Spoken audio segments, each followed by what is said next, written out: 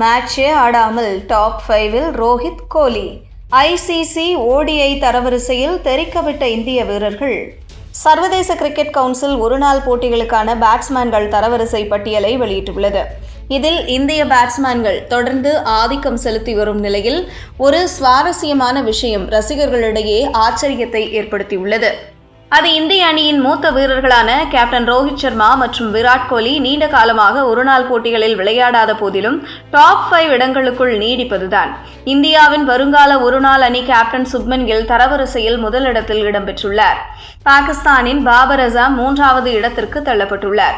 ரோஹித் சர்மா 2வது இடத்திலும் கிங் கோலி 4வது இடத்திலும் உள்ளனர். ஒருநாள் போட்டியே ஆடாமல் ரோஹித்தும் கோலியும் எப்படி டாப் 5-இல் நீடிக்கிறார்கள்?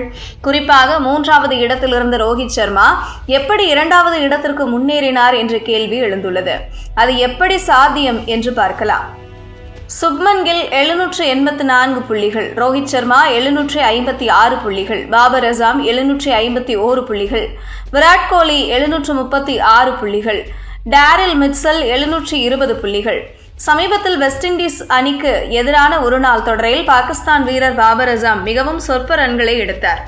3 போட்டிகளில் வெறும் 56 ரன்கள் மட்டுமே எடுத்ததால் அவர் தனது தரவரிசையில் பின்னடைவை சந்தித்து 3வது இடத்திற்கு தள்ளப்பட்டார். இதனால் 3வது இடத்தில் இருந்த இந்திய கேப்டன் ரோஹித் சர்மா எந்த போட்டியிலும் விளையாடாமலேயே 2வது இடத்திற்கு முன்னேறியுள்ளார். ரோஹித் சர்மா மற்றும் விராட் கோலி கடைசியாக மார்ச் 2025-இல் நடந்த சாம்பியன்ஸ் டிராபி தொடரில்தான் ஒருநாள் போட்டியில் விளையாடினர். அதன் பிறகு சுமார் 5 மாதங்களாக அவர்கள் ஒருநாள் போட்டிகளில் களமிறங்கவில்லை. ஆனாலும் டாப் 5-இல் நீடிக்க காரணம் ஐசிசியின் தரவரிசை கணக்கீட்டு முறைதான். ஐசிசி தரவரிசை என்பது ஒரு வீரரின் சமீபத்திய ஃபார்மை மட்டுமே அடிப்படையாக கொண்டது அல்ல. அது ஒரு வீரரின் கடந்த கால மற்றும் நிகழ்கால செயல்பாடுகளை உள்ளடக்கிய ஒரு சிக்கலான கணக்கீட்டு முறையாகும். ஒரு வீரர் போட்டிகளில் விளையாடவில்லை என்றால் அது அவரது புள்ளிகள் உடனடியாக குறைக்கப்படாது. ஒரு வீரரின் கடந்த 12 மாத கால செயல்பாடு முழுமையான மதிப்பையும் 1 முதல் 3 ஆண்டுகளுக்கு முந்தைய செயல்பாடு பாதி மதிப்பையும் பெறும். அதற்கு முந்தைய சாதனைகள் கணக்கில் எடுத்துக் கொள்ளப்படாது. ரோஹித் மற்றும் கோலி கடந்த சில ஆண்டுகளாக ஒருநாள் போட்டிகளில் மிகச்சிறப்பாக செயல்பட்டு அதிக புள்ளிகளை பெற்றுள்ளனர். அந்த புள்ளிகளின் தாக்கம் இன்னும் நீடிக்கிறது. கோலி 2013-லேயே முதல் முறையாக நம்பர் 1 இடத்தை பிடித்தவர். ரோஹித் 3 இரட்டை சதங்கள் அடித்தவர் என்பது குறிப்பிடத்தக்கது.